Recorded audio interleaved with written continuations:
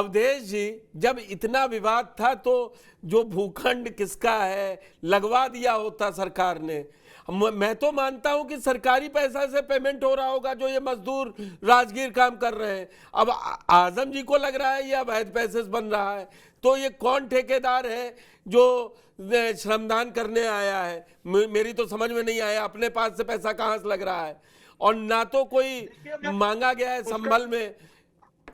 आप लोग पुष्कर जी, मैं दो तीन चीजें स्पष्ट कर दूं जी। एक तो संभल के बाद जब पत्थरबाजों को इनाम देने के लिए समाजवादी पार्टी गई और उन्होंने 5-5 लाख के चेक बांटे, ठीक बात। महाकुंभ में सनातन के विरुद्ध बयान देकर के हिंदुओं को चिढ़ाने का काम किया, तो ओवैसी जी को लगा कि हम तो पिछड़ रहे हैं, मुस्लिमों की तुष्टीकरण की राजनीति में हम पीछे जा रहे हैं, तो उन्होंने एक दूसरा बेसुरा राग आलाप दिया।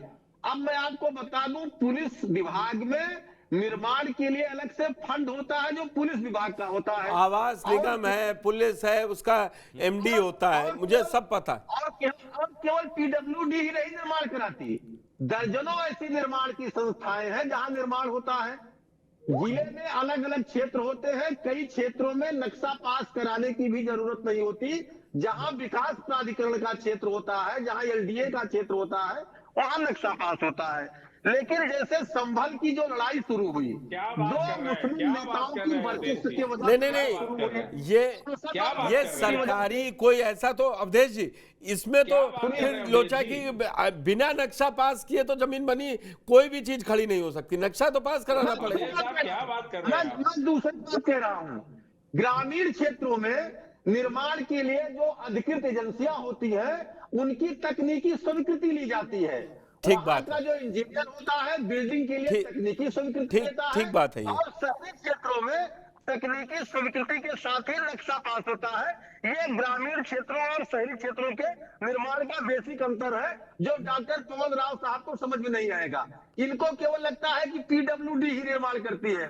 अरे पुलिस विभाग का फंड होता है, पुलिस विभाग की बैठक होती है जिनमें उनके फंड के एलोकेशन होते हैं कि बेंच कहां बनाई जाएगी, जहां पुलिस चौकी कहां बनाई जाएगी, अगर महिलाओं का हेल्प डेस्क पुलिस चौकी में बनाना है उसकी व्यवस्था कैसे होगी।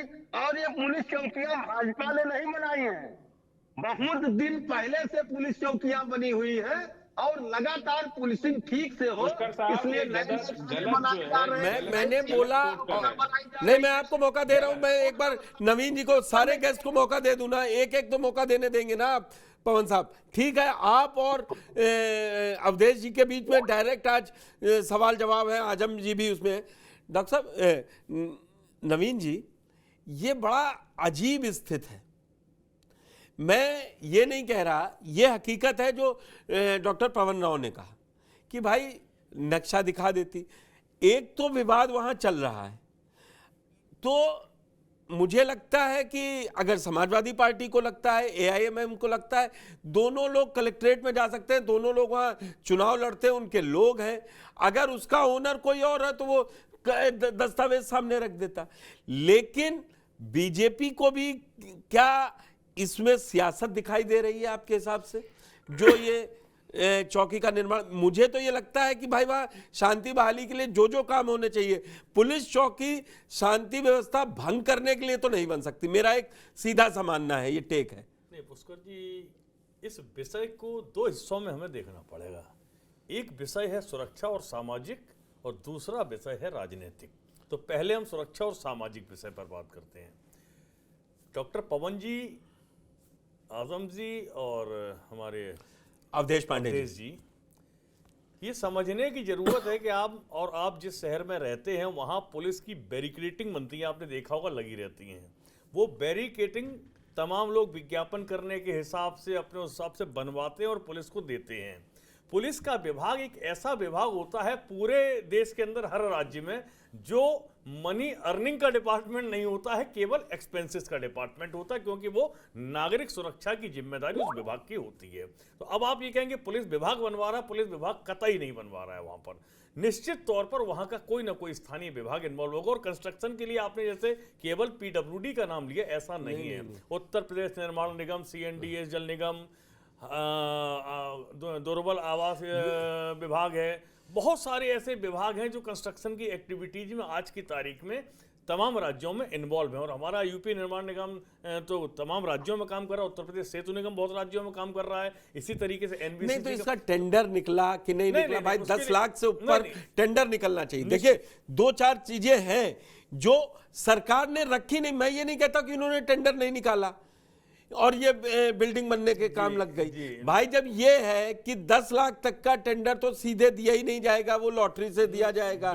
मैं भी वही सवाल कर रहा हूं कि बीजेपी ने क्या इतनी हड़बड़ी थी, जो पुलिस चौकी बने ठीक है, मैं उसके पक्ष में हूं, लेकिन टेंडर निकाल लेते, वो प्रक्रिया रख लेते, फॉलो कर लेते, तो ये AIMIM आजम जी को इसमें अवैध कहां विदेश का पैसा लगा। एक बात अभी कहूं, अभी देखिए, एक मेरी बात पूरी नहीं, मैं ऐसा नहीं है वो देना पड़ेगा, लेकिन वो दूसरे को देगी तब टेंडर में नहीं, वो स्वयं बनाएंगी तो टेंडर में नहीं होगा। अभी एक चीज बताइए, जब तक वहां स्लैब नहीं पड़ जाता तब तक आप कैसे कह सकते हैं कि स्थायी चौकी बन रही है, अस्थायी बन रही है? बाउंड्री वॉल खड़ी हो रही है। नहीं कैसी बात आप कर रहे हैं आप? हो सकता है ऊपर टीन, मैं कहूंगा जरा वो निर्माण विजुअल जो अभिजीत ठाकुर दिखा रहे हैं वो दिखा दें, वो स्थायी चौकी बन रही है। मैं ऐसा भ्रमित अपने दर्शकों को नहीं, वो स्थायी चौकी बन रही है और वो विजुअल प्ले कीजिए, उसमें दीवार खड़ी हो चुकी, नींव खुदी है, ऐसा नहीं है कि अभी जब तक पिलर भी स्थायी है, पिलर खड़े हो रहे हैं ऊपर, अगर आप टीन सेट डाल रहे हैं तो वो स्थायी। अरे RCC का बन रहा है, आप तो और नया विवाद पैदा कर दीजिए। पूरी कर लेने दीजिए। हाँ। नहीं, दूसरी चीज आपने कहा टेंडर, सरकार के विभागों के बीच में एक सामंजस्य होता है और एक आपसी पत्राचार के बेसिस पर अगर कोई दूसरा डिपार्टमेंट आपत्ति नहीं कर रहा है तो निश्चित तौर पर उसको काम दिया जाए। और 10 लाख रुपए तक का कई विभागों में ऐसा है कि आप वर्क ऑर्डर पर डायरेक्ट काम कर, ये 10 लाख से ऊपर का काम है, पार्ट में कर सकते हैं, 3 पार्ट में हो सकता है, अलग अलग डिपार्टमेंट। क्या बात कर रहे हैं? सुन लीजिए, ये होता है, ये प्रणाली चल रही है। ये तो हुआ एक CDO ऑफिस से क्या क्या होता है हमको वो भी हम उस पे नहीं जा रहे हैं। मैं बता रहा हूँ, एक पार्ट हुआ। अब मैंने कहा राजनीतिक पहलू जो हमारा विषय है, हमसे संबंधित है। राजनीतिक पहलू ये है कि संभल के अंदर 24 तारीख से लेके और आज तक तमाम घटनाक्रम हुए, बावजूद इसके पूरे उत्तर प्रदेश और पूरे देश में ना किसी हिंदू को कोई परेशानी हुई है, ना किसी मुस्लिम समाज के व्यक्ति को कोई परेशानी हुई। अब समस्या ये है कि इतनी सारी चीजें हो रही हैं, दिल्ली और बिहार में चुनाव होना है, हलचल कहीं कुछ हिंदू मुस्लिम वाली है नहीं है, तो क्या किया जाए? फिर ओवैसी जी को अंदर से निकाला गया पिटारे में से। किसने निकाला? भाजपा ने। सुन लीजिए मेरी बात पूरी होने दी। अब ओवैसी जी को कहा गया कि भैया आप जाके बोलिए। चुनाव जब होते हैं तो प्रकट होते हैं उत्तर प्रदेश में और तमाम राज्यों में, आगे उसके बाद वो अंतर ध्यान हो जाते हैं। नवीन जी ने आज अलग ही लाई। मैं बता पवन जी ठीक है, हम आपकी बात समझ गए। ये तो एक नया है कि अब आपको स्क्रिप्ट दी गई है, वो पढ़ रहे हैं। एग्जैक्टली वही है। पुष्कर साहब, नवीन साहब जो है ना, भारतीय जनता पार्टी का जो है ना सारा लेखा जोखा रखते हैं, इसीलिए उन्हें शायद पता है कि ओवैसी साहब को जो है निर्देश आया है।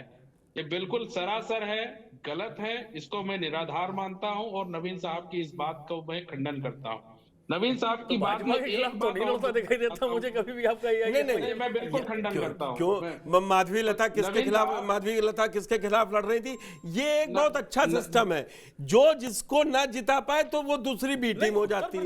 ये अरे कैसे बी टीम, फिर वो लड़ेगी कैसे? अच्छा, लखनऊ में बता दिए AIMIM के कितने कैंडिडेट लड़े थे? ओहो, बाकी जगह नहीं तो आप सीधे जिता ही देंगे। मुस्लिम माहौल सीटों में आपने वहां लड़ाए जहां सभा को आप हरा सकते हैं।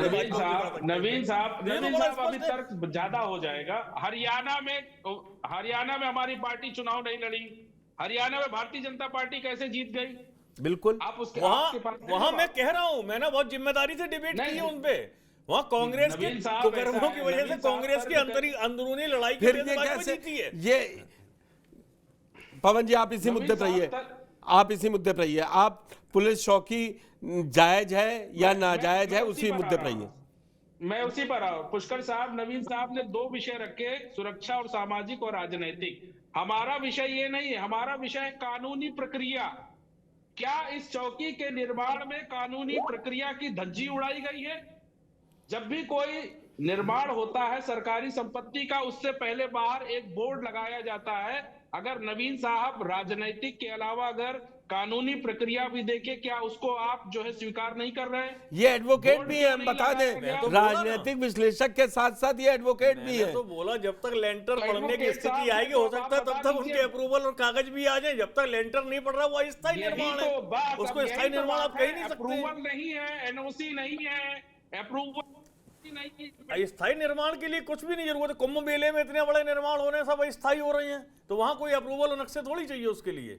जब तक आपका पक्का लेंटर नहीं पड़ता तब तक वो अस्थायी निर्माण है। डॉक्टर पवन की पक्का आवाज पड़ेगा, शायद तब देखी जाएगी। बंद है, आवाज नहीं आ रही है आपके, अनम्यूट कीजिए अपने को। हेलो पुष्कर साहब, आवाज आ रही? जी जी जी। तो नवीन साहब, आप भी जानते हैं कि जब भी कोई सरकारी इमारत का निर्माण होता है तो इस सारी कानूनी प्रक्रिया का पालन किया जाता है।